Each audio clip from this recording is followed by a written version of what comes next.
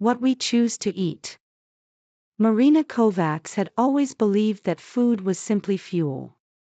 Growing up in Budapest, meals were practical moments squeezed between obligations, rarely celebrated or questioned. Her family ate quickly, often in silence, focused on efficiency rather than enjoyment. Marina carried that mindset into adulthood, never imagining that eating could shape identity, memory, or emotional health.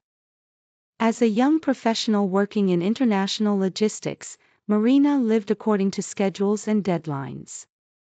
Breakfast was optional, lunch was rushed, and dinner often came from packages with minimal preparation. She prided herself on discipline, viewing convenience as a sign of control. Food, to her, was a background detail, something to manage rather than experience. That perspective began to shift when Marina accepted a temporary assignment in southern Italy. The move was supposed to be brief, a professional opportunity rather than a personal turning point. Yet from the first week, she noticed how differently people related to meals. Eating was slow, intentional, and deeply social, embedded into daily rhythms rather than treated as an interruption. At work, colleagues discussed lunch plans with genuine enthusiasm. Meals were shared, debated, and anticipated, not consumed mindlessly. Marina initially found this indulgent and inefficient, struggling to understand why so much time was devoted to something so routine. Still, curiosity quietly replaced judgment as she observed how food structured connection. Her landlord, an elderly woman named Lucia, insisted on cooking dinner together several times a week.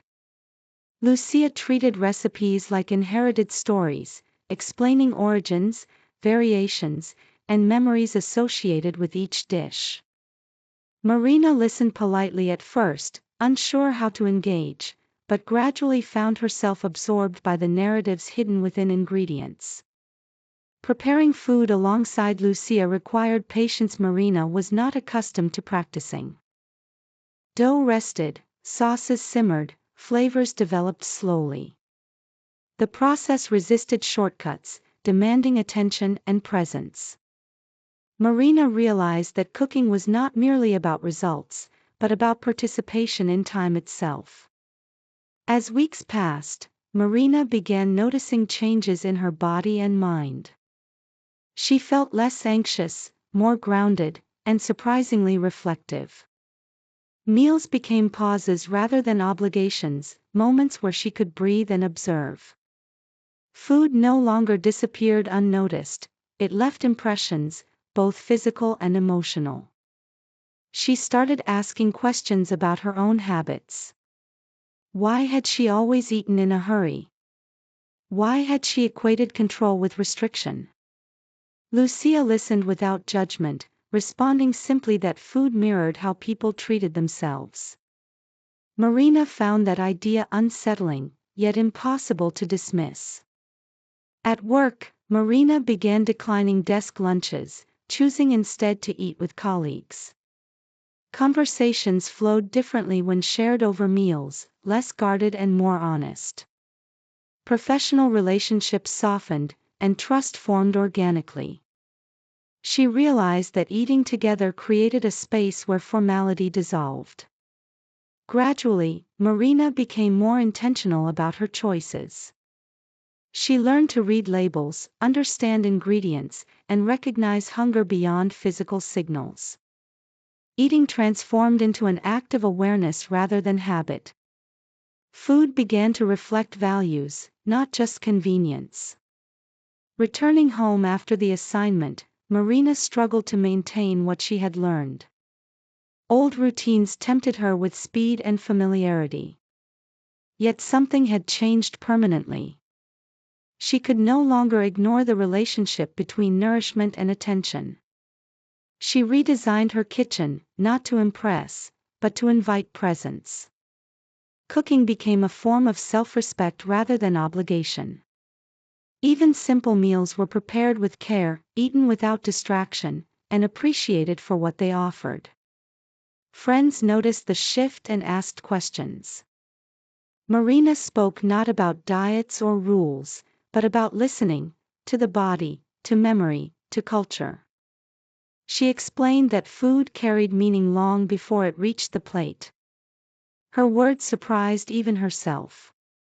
Food also reconnected Marina to her past. Traditional Hungarian dishes she once dismissed now felt like bridges to family history. Cooking them revived conversations, gestures, and emotions she had not realized she missed. Meals became acts of remembrance.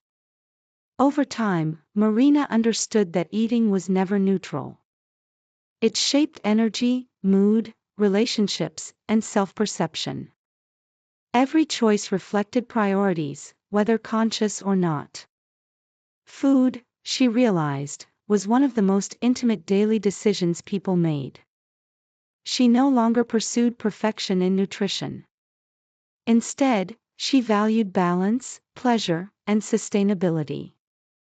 Eating well meant respecting limits without denying joy. It meant choosing nourishment over punishment. Years later, Marina would describe her transformation as subtle but decisive.